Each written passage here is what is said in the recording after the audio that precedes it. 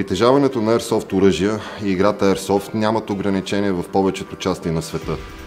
Някои държави са въвели рестрикции като максимална скорост на изстрел и маркирането на части от оръжията в червено и оранжево, за да се различават от истинските оръжия. В България нямаме въведени никакви ограничения. В този филм ще видим какво всъщност е Airsoft, какви хора го практикуват, каква е неговата история, неговите оръжия и неговото бъдеще.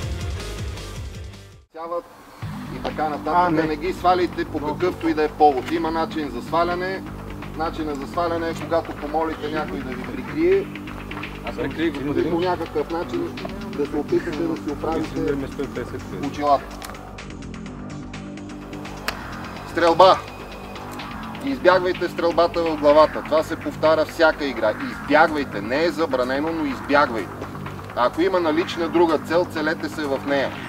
Регулирайте си добре хоп-ъпите по начин, по който като целите в коляното да не му отнасяте лицето.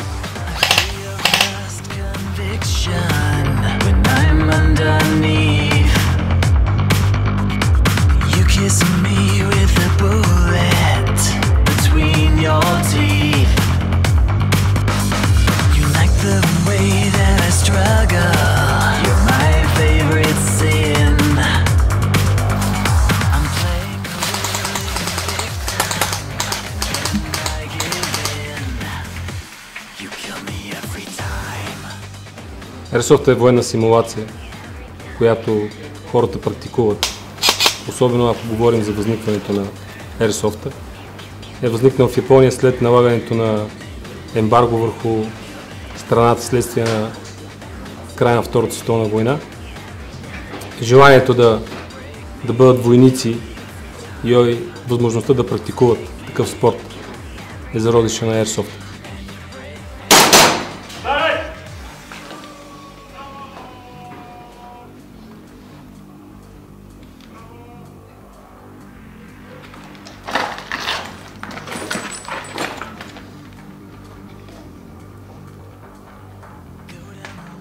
За мен лично Airsoft е страхотно хоби, военна симулация, в което абсолютно всички негативни енергии и преживявания през седмицата си заминават за няколко часа.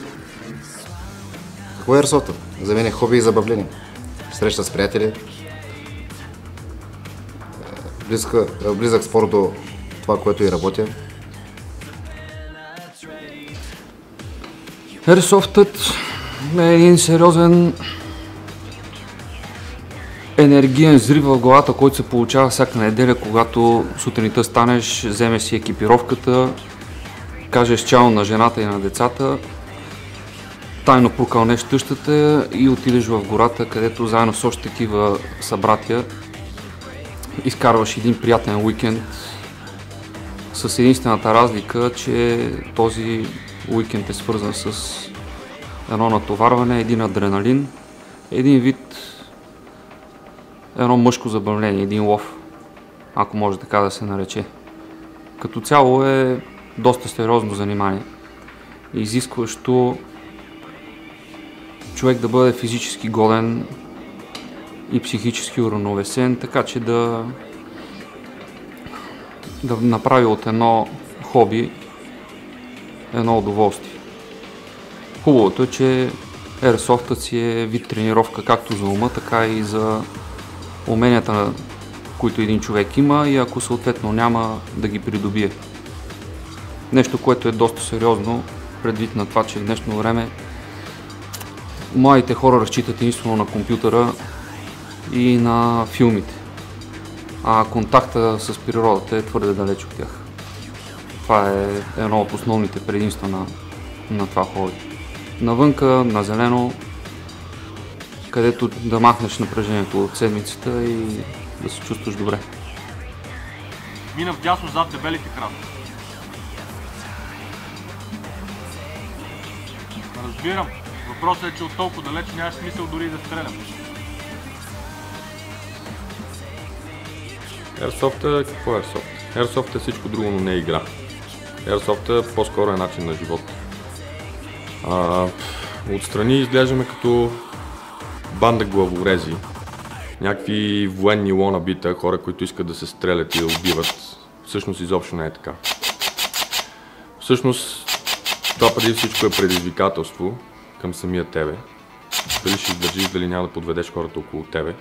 Това е една огромна отговорност. Но се прави по начина, по който всъщност няма жертви. Тоест след това топче ти знаеш, че ако си бил в реална ситуация, реално си щял да бъдеш жертва. Дали ще бъдеш ранен или убит, няма никакво значение.